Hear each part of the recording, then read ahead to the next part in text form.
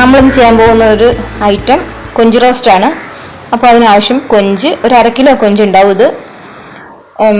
ഇത് വിനാഗിരി, ഒരല്പം വിനാഗിരി ആവശ്യമുണ്ട്. കറിവേപ്പില, സോയാ സോസ്, ടൊമാറ്റോ, ചില്ലി, ഇത് 3 സോസ് നമുക്ക് ആവശ്യമുണ്ട്. പിന്നെ ഇത് ഒരു 1.5 സവാള കൊത്തിയരിഞ്ഞതാണ്. ഇതിനാവശ്യമായ എണ്ണ, ഗരം മസാല, ഉപ്പ്, ജിഞ്ചർ ഗാർലിക് പേസ്റ്റ്, ഇത് 1.5 സ്പൂൺ വേണ്ടി വരും. കുരുമുളക് ഒന്ന് ചതച്ചെടുത്തിട്ടുള്ളതാണ്. ഇത് കാശ്മീരി ചില്ലിയാണ്. പച്ചമുളക്, ഒരു ചെറിയ തക്കാളി അരിഞ്ഞെടുത്തതാണ്. ക്യാപ്സിക്കം, ഒരു നാരങ്ങയുടെ പകുതി ഇതെടുത്തിട്ടുണ്ട്. ഇതാണ് നമുക്കിന്ന് വേണ്ട സാധനങ്ങൾ. ഇത് വെച്ചിട്ട് നമുക്കിത് തയ്യാറാക്കാം. അപ്പം നമുക്ക് ഈ കൊഞ്ചിനകത്ത് ഒരല്പം നാരങ്ങ, ഞാൻ നേരത്തെ കാണിച്ചിരുന്നല്ലോ, വിനാഗിരി, ഒരല്പം വിനാഗിരി, ഉപ്പ്, ഒരു ഇതിനാവശ്യമായ ഉപ്പ്, ഇഞ്ചി വെളുത്തുള്ളി പേസ്റ്റ്, ഇത് 1 സ്പൂൺ ഇഞ്ചി വെളുത്തുള്ളി ഇതിനകത്ത് ചേർക്കുന്നുണ്ട് പേസ്റ്റ്. നമുക്ക് നന്നായിട്ടൊന്ന് കുഴച്ചെടുക്കാം. ഒരല്പം മഞ്ഞൾപ്പൊടി ഇതിനാവശ്യമുണ്ട്. ഞാൻ നേരത്തെ പറഞ്ഞ ആ ഇൻഗ്രീഡിയൻസിൽ മഞ്ഞൾപ്പൊടി പറഞ്ഞിട്ടുണ്ടായിരുന്നില്ല, അന്നേരം ഞാൻ വിട്ടുപോയതായിരുന്നു. അപ്പോൾ അതിൻ്റെ കൂടെ ഒരല്പം മഞ്ഞൾപ്പൊടിയും കൂടെ ചേർത്തിട്ടുണ്ട്. നമുക്ക് നന്നായിട്ട് ഇത് മിക്സ് ചെയ്ത് വെക്കാം. ഇതിങ്ങനെ മിക്സ് ചെയ്തിട്ട് ഒരു 10 മിനിറ്റ് നമുക്കിത് വെച്ചേക്കണം.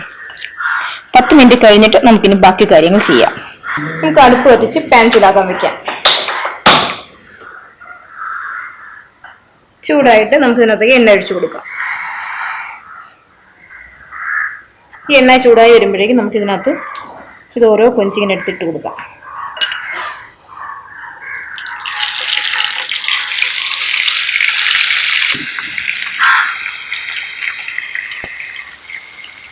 കൊഞ്ച് നമ്മൾ എടുത്തിരിക്കുന്നത് ഇതിന്റെ വാലോട് കൂടിയാണ്. ഇത് ഇത്രയും കൂടി വലിയ കൊഞ്ചായിരുന്നെങ്കിൽ ഇതിന്റെ തല ഉൾപ്പെടെ എടുക്കുമായിരുന്നു. ഇച്ചിരി ചെറുതായതുകൊണ്ടാട്ടോ തല എടുക്കാതിരുന്നതേ. തലയും വിടാകുമ്പോൾ ഇതിന് പ്രത്യേക ടേസ്റ്റ് വരും. ആ തലയും കൂടെ കഴിക്കാനൊരു ടേസ്റ്റ് ഉണ്ടാവും. ഇച്ചിരി വലിയ കൊഞ്ചിനെ നടക്കുള്ളൂ. ഇച്ചിരി ചെറുതായതുകൊണ്ട് അത് എടുക്കാതിരുന്നത്.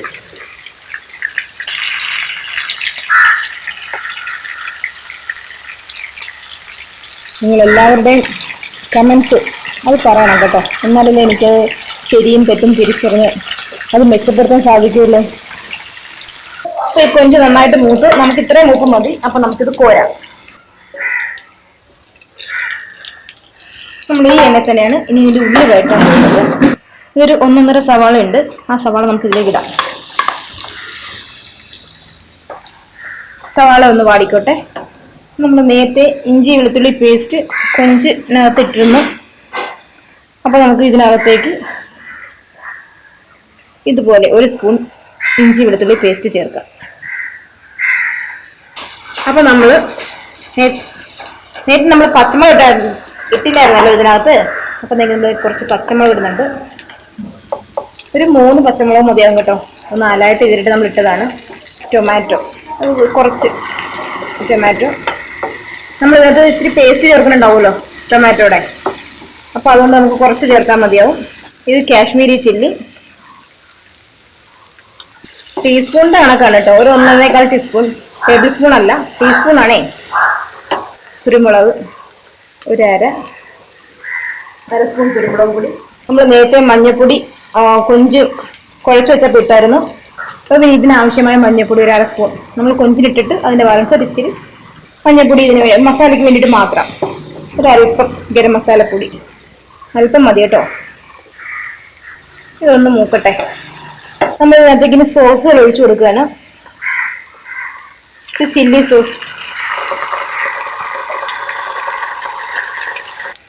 ടൊമാറ്റോ ഒരു ചെറിയ ടീസ്പൂൺ മതിയാവും. സോയയും അതുപോലെ തന്നെ മതി. കണ്ടേ, ഇത്ര സോയ മതിയാവും കേട്ടോ. നന്നായിട്ടൊന്ന് വഴറ്റിയെടുക്കട്ടെ.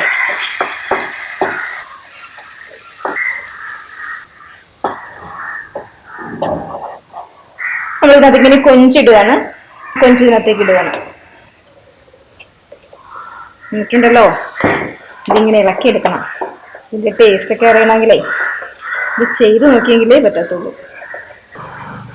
എന്നിട്ട് ചോറിൻ്റെ കൂടെയൊക്കെ നമ്മളിങ്ങനെ കഴിച്ചാലുണ്ടല്ലോ എന്താ ടേസ്റ്റ് എന്നറിയോ.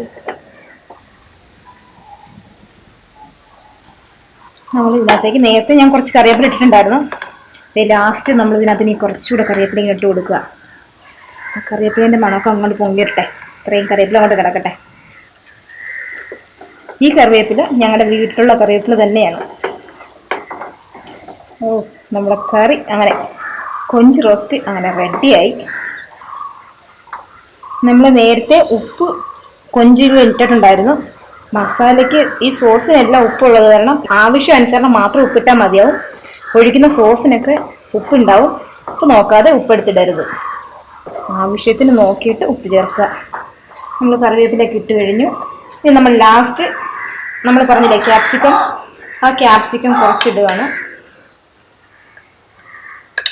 ക്യാപ്സിക്കം ചൂടിലിരുന്നുള്ള വേവ് മതിയാവും. ഒരുപാട് അങ്ങോട്ടേക്ക് ഇതിനകത്ത് ക്യാപ്സിക്കം വെന്ത് പോണ്ട. ഇത് ഈ ചൂടിൽ കിടന്നിട്ടുള്ള ഈ മസാലയുടെ ആ ചൂടിലിരുന്നിട്ടുള്ള വേവ് മതിയാവും. നമ്മുടെ കൊഞ്ച് റോസ്റ്റ് തയ്യാറായി കഴിഞ്ഞു.